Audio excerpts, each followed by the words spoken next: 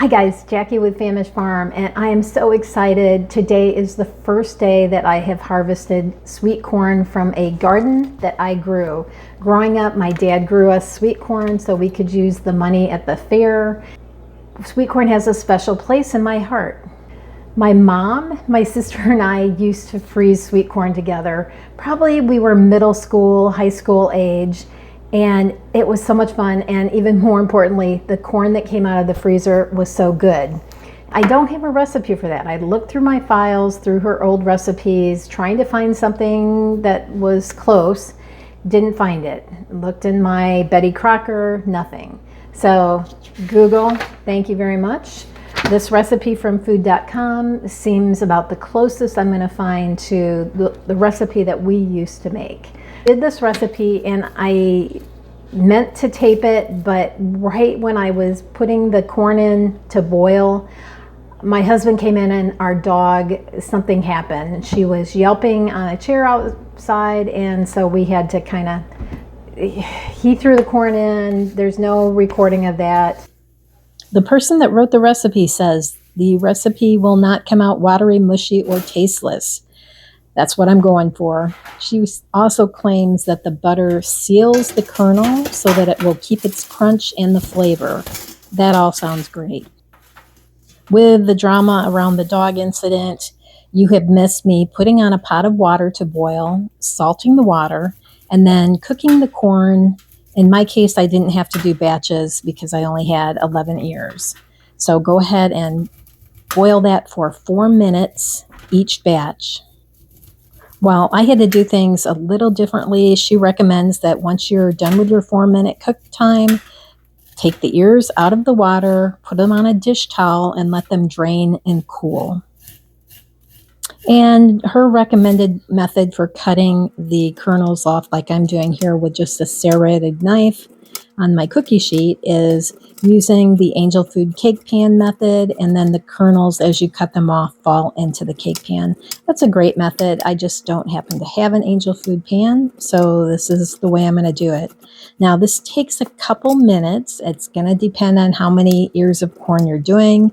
If you have hundreds of ears of corn, get an electric knife. That is going to save you so much time. And depending on how many ears of corn you're going to do, for every roughly 18-20 ears, you're going to need a teaspoon of salt, a half a cup of butter, and then 6 Ziploc bags. Just have a big box of Ziplocs and you will be just fine. Make sure that they're freezer safe Ziplocs. I'm doing roughly half of the recipe, so I just did a 1/4 cup of butter, and long before the dog drama started, I had already put that in the microwave to melt. So once you're done cutting all of these ears of corn, you're going to put your corn mixture into a bowl. I'm going to just throw it back into the pot I boiled the corn in. You could obviously do this in the cake pan, the angel food cake pan, or on the cookie sheet, however you're doing it. I'm just choosing to put it back into my stock pot here. I've pulled out 2 Ziploc bags, and this amount of corn looks like it's going to be just about perfect.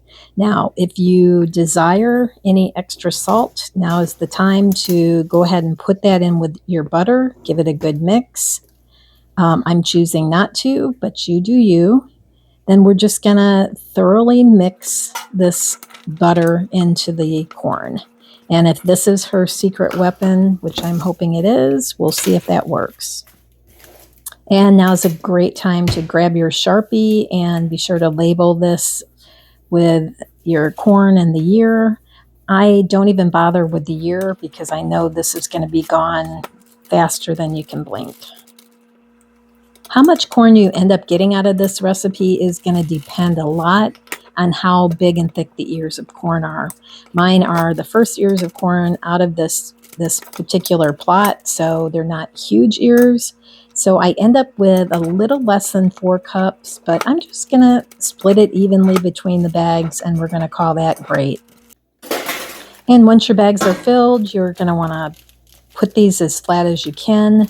But first, make sure you get all the air out of those bags, give them a zip, and then you can flatten them.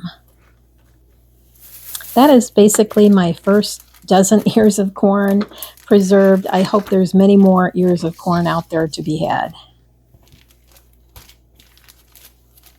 So thanks guys for following along with this short but sweet video. I wish I had hundreds of ears of corn coming out of the garden. Hopefully we'll get another couple dozen ears out of our 4 rows of corn that turned out to really be 2.5. And I'm thankful for every single ear of corn that comes out of that garden. By the way, this was a peaches and cream type sweet corn. My golden bantam has not come in yet, so fingers crossed that that will. Thanks for being here, guys. We'll see you next time we're in the kitchen.